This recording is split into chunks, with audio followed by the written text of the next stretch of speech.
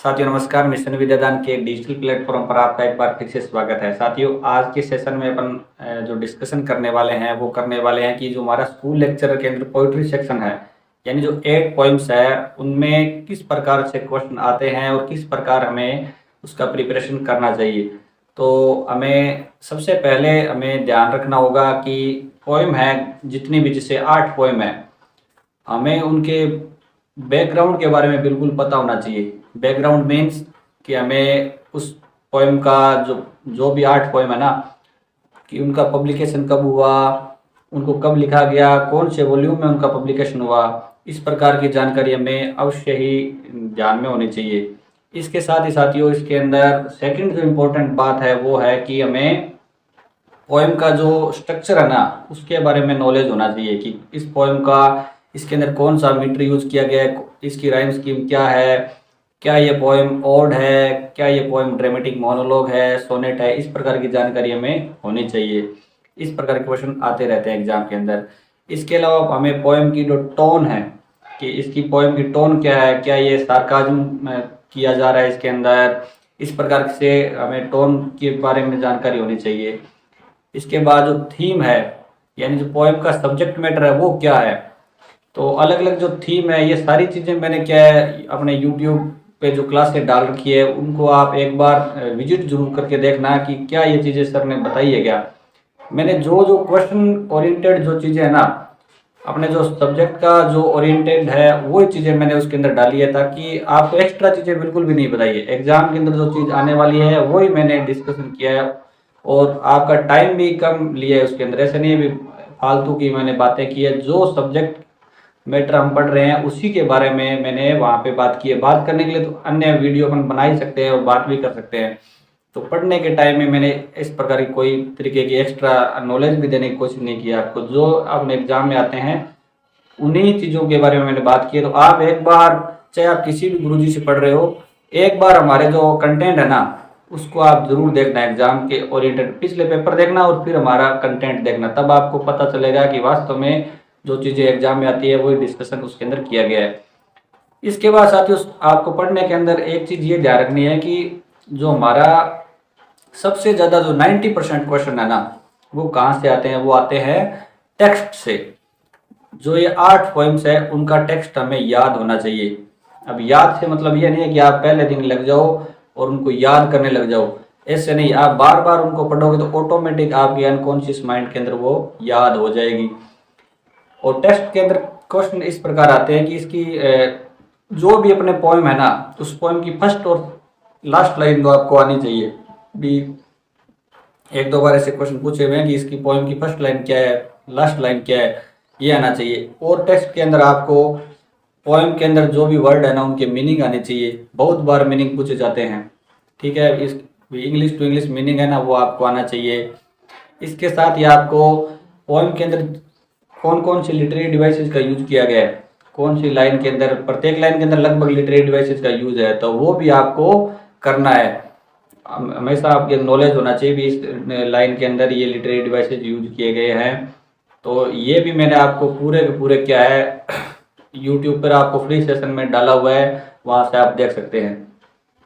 इसके बाद साथियों इसमें एक चीज़ ये ध्यान रखनी है कि पोइट्री सेक्शन है उसको अपन डीप स्टडी के अंदर आता है। ये भी हमने क्वेश्चन पेपर पिछले साल के आप देखोगे तो आप देखोगे भी डीप से डीप चीज़ें पूछी हुई है, यानी कौन सा वर्ड है वो किसके लिए आया है, ये चीज़ आपको ध्यान ध्यान रखनी है। प्रोनाउन आते हैं कई बार, तो वो प्रोनाउन किसके लिए यूज किया गया है, तो बड़ा ही ध्यानपूर्वक पढ़ने वाली ये चीज़ें हैं। तो थोड़ा ध्यान से पोएम को आप जो जो भी पोएम्स हैं उनको पढ़ना है आपको। इसके साथ ही इसमें जो फ्रेज आ जाती है, कई बार वर्ड आ जाते हैं, फ्रेज आ जाते हैं, मतलब रिपीट हो जाते हैं, तो उनको भी गौर से ध्यान रखना है भी कितनी बार वो चीज़ें आई है। ऐसे भी पूछ लिया जाता है भी वो जैसे अपने नाइट ऑफ द स्कॉर्पियन में दे सेड वर्ड है कि दे सेड वर्ड कितनी बार वो फ्रेज है वो आई है, तो वो 5 बार आई है। इसी प्रकार चीज़ें आपको आनी चाहिए। और इसके पोएम के अंदर कौन कौन से करेक्टर है वो भी आपको आने चाहिए। पोएम के अंदर न्यूमेरिकल डेटा आ जाते हैं काफ़ी, 10,000 डेज एंड नाइट्स, इस प्रकार की चीज़ें आती है ना, वो भी आपको क्या है याद रखनी है। न्यूमेरिकल डेटा से क्वेश्चन बार बार आते हैं तो वो भी हमें माइंड में रखना चाहिए पढ़ते टाइम। इसके साथ साथियों वर्ड ऑर्डर है ना, वर्ड ऑर्डर भी आपको आना चाहिए। इस कौन सा वर्ड पहले आया है इस लाइन में, कौन सा बाद में है, तो वो लाइन का ऑर्डर है वो भी आपको आना चाहिए। इसके साथ में हमें जैसे बड़ी पोइम्स है, ये ode to the west wind है, ode on a grey sinner, इनमें क्या है कि थोड़े सीन दे रखे हैं। तो बहुत बार एग्जाम के अंदर आया हुआ है कि पहले सीन कौन सा है, बाद में सीन कौन सा है, ठीक है। तो वो जो इमेजरी वहाँ पे है ना, जो सीन है उनको भी हमें माइंड में रखना है कि किस प्रकार एग्जाम में पूछा जा सकता है भी ये सीन पहले कौन सा है, लास्ट में कौन सा है। तो ये चीज़ें आपको आप डीप स्टडी आप करोगे तभी आपको इस चीज़ का बेनिफिट मिलेगा। और इनमें भी आपको ऐसे लग रहा है ना कि सर ने तो यार ये क्या बता दिया, ये तो बहुत ज़्यादा, इतना ज़्यादा होता है क्या, तो आप एक बार प्रीवियस ईयर्स के क्वेश्चन पेपर है वो उठा के देख लीजिए। और इसमें भी आपको ऐसे लग रहा है भी बहुत ज़्यादा टफ है, तो पोइट्री बहुत ज़्यादा ईजी है। इसके अंदर 8 ही तो पोइम है, ज़्यादा कुछ नहीं है। एक बार हमारा आप सेशन पूरा देख लेना है, मिशन विद्यादान इसी चैनल के ऊपर पड़े हैं, 8 की 8 वीडियोस वो देख लेना, पूरा का पूरा आप बिल्कुल आसानी से इसके कवर कर लोगे। जितने भी क्वेश्चन आएंगे सारे के सारे सही कर दोगे, ये मेरा आपसे प्रॉमिस है। अब बात आती है साथियों कि इसके अंदर हमें पोएट के बारे में क्या पढ़ना है। तो देखो ज़्यादातर तो क्वेश्चन आते हैं ना वो पोएम से रिलेटेड ही आते हैं। एक बार क्वेश्चन आया था 2018 के अंदर संस्कृत शिक्षा विभाग के अंदर कि वर्ड्सवर्थ की डेथ कब हुई, ये क्वेश्चन सीधा आया था। तो हमें बस इतना ही करना है कि पोइट है उसका जनरल इंट्रोडक्शन करना है। जैसे मैंने आप कोई भी वीडियो उठा के देखोगे तो उसमें मैंने ज़्यादा डीप कुछ नहीं बताया।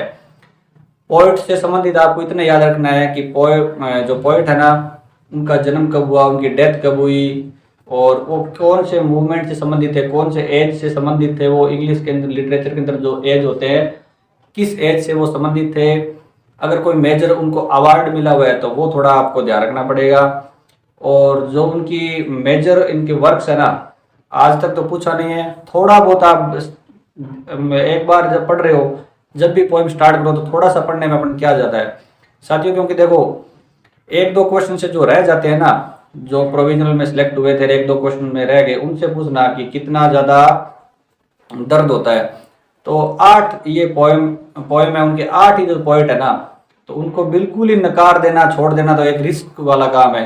बाई चांस क्वेश्चन आ गया तो क्या होगा। अब की बार तो क्या एजुकेशन साइकोलॉजी है, उसके क्वेश्चन सारे के सारे फर्स्ट पेपर में जा रहे हैं।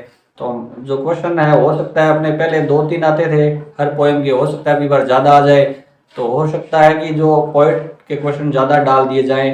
तो इससे अच्छा है कि अपन को क्या करना चाहिए, रिस्क नहीं लेना चाहिए। इतने बड़े वैकेंसी की तैयारी करते हैं अपन, 2-3 साल तैयारी करते हैं, तो क्या हो जाए अपने जो अगर थोड़ा सा पढ़ ले पोइट के बारे में, तो थोड़ा बहुत पोइट के बारे में जनरल इंट्रोडक्शन कह रहा हूँ मैं, आपको डीप नहीं जाना उसके बारे में। जितना मैंने आपको बताया एक भी आप जो वीडियो है उसको देख लेना पहले भी किस तरीके से। अगर आप सारे वीडियो देखो तो अच्छी बात रहेगी, आपके लिए कोई क्वेश्चन गलत नहीं होगा, ये मेरा आपसे प्रॉमिस रहेगा। तो आप एक बार उस विजिट करके देख लेना भी कंटेंट कैसा है।